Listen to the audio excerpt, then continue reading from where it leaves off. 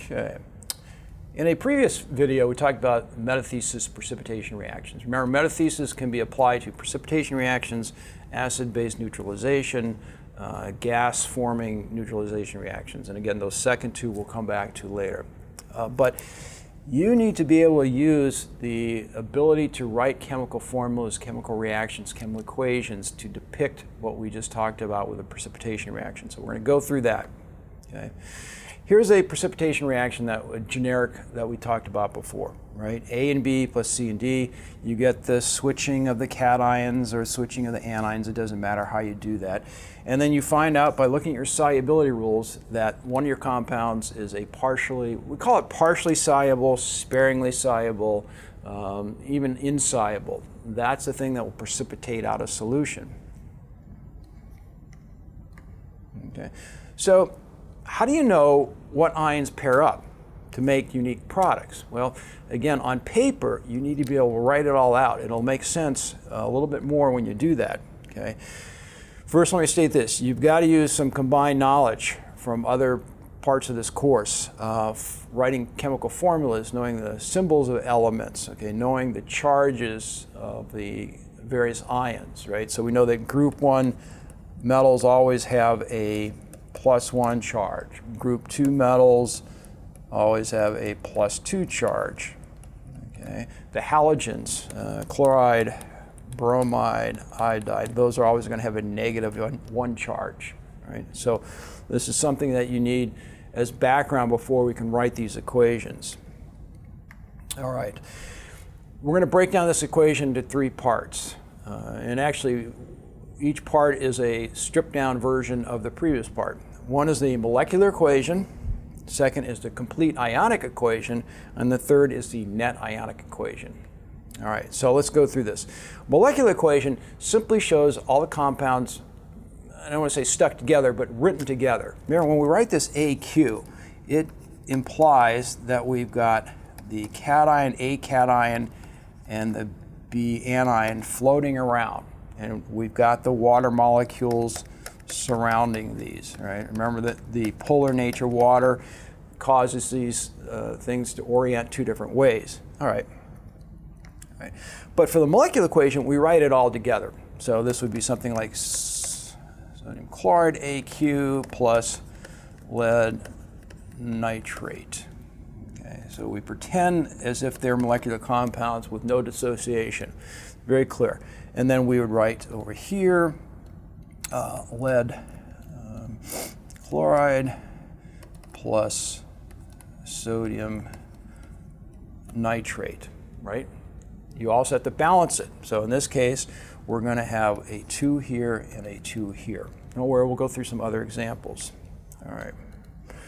Next is to write the complete ionic equation. Now you take anything that's soluble and split it as ions. So here we go. As I said before, the AB turns into A plus B minus. The CD on the reactant side turns into C plus and D minus. Again, that's the reactant side. Here's our.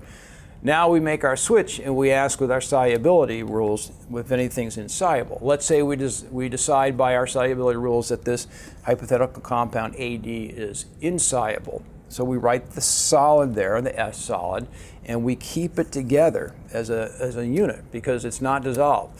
We write the B minus and the C plus as what we call spectator ions. Those are off to the side. They're still in solution, but they're not really participating. And then finally, the net ionic equation. Here's the deal. All you need to do is cancel out anything that's the same on both sides of the arrows. All right? So I see a B here, B minus, and a B minus here. Okay? I've got a C plus here and a C plus there.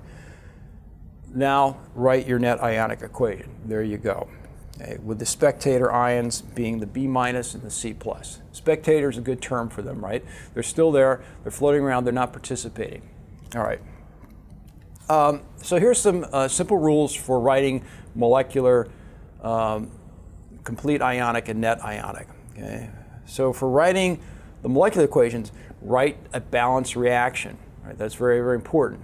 Okay? So before we showed you with the PB nitrate, whoops, 3, 2. So you needed 2 nitrates on one side of the reaction. So don't worry, you'll get used to this.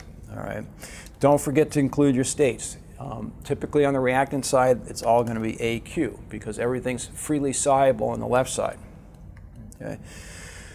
Second, write for the complete ionic equation, you write everything dissociated. So all strong electrolytes are dissociated. In other words, we wrote sodium chloride, AQ. Now it's written as sodium plus AQ plus chloride minus AQ.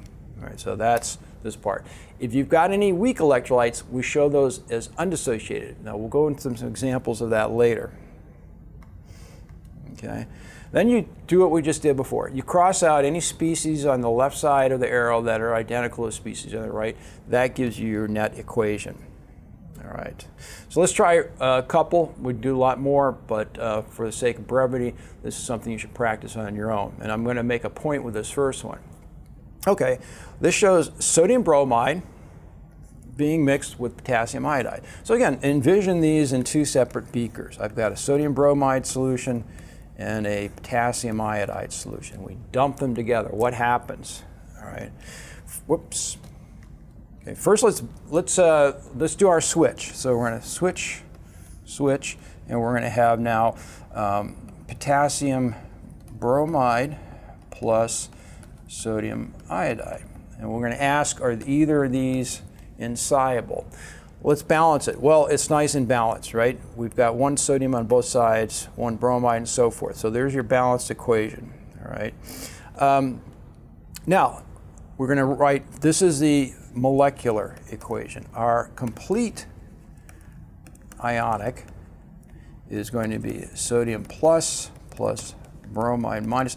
I'm not going to write the AQ for each of these just for to speed up this process, plus potassium plus iodide. Okay, so those are your complete ions on the reactant side. Now let's write the, by the way, you would check your solubility rules and you would find that neither of these are insoluble, or another way to put it is they're both soluble. So we would write this. Notice I'm showing them all still dissociated. What does that mean? Well, when we go to cross out similar species, everything's crossed out. This is called no reaction, meaning that when we dump our two beakers together of clear liquids, it's still going to be clear because nothing comes together that forms an insoluble compound. I wanted to warn you about that. Okay, but you don't know that until you check the two potential products with the solubility rules. All right, this next one shows a little bit different. This is magnesium chloride mixed with ammonium carbonate. Okay, so let's look at the potential products. We're going to have magnesium carbonate, CO3, plus ammonium chloride. Now, we need to balance this. Let me erase this. We're going to have a 2 here. Okay, and that should do it. Okay, so notice that's a balanced molecular equation. And again, to be fair, we should, I tell you what I'm going to do. I'm going to erase this, write question mark here, question mark, meaning we don't know if those are soluble or insoluble. Well, right away you see we've got an ammonium compound. So in reality, we can say this is soluble and therefore we write AQ. If you check your solubility rules, you would find out that this magnesium carbonate is insoluble, partially soluble, so we write S. Okay, so there's your complete molecular equation. How about the complete ionic equation? Well, it's a little lengthy, but we'll go ahead and write this out. And again, I'm going to leave out the AQ to speed this up. Okay, plus 2 chlorides. Now notice, I'm taking those two, that subscript, and turning it into 2 chlorides. In other words, when one formula unit of magnesium chloride dissolves, you get 1 magnesium ion and 2 chloride ions. Okay, we have 2 ammonium ions. Okay, that's from up here, plus 1 carbonate, 2 minus. Oops, excuse me, this is plus 2. All right, so that's on the left side. The right side is going to be, we keep the magnesium carbonate as a solid, plus 2 ammoniums, plus 2 chlorides. All right, there is our, let's do this. There's our complete ionic equation. Okay, so notice on the left side we've got 4 ions. On the right side, 2 of those have come together to form a insoluble product, and the other 2 are floating around. The net ionic equation is simply done by crossing out the species that are identical on both sides. Our net then is magnesium 2 plus, and I'll write the AQ in here, plus carbonate 2 minus AQ goes to magnesium carbonate solid. Done. As I always recommend, practice, practice, practice. You need to be able to do this quickly.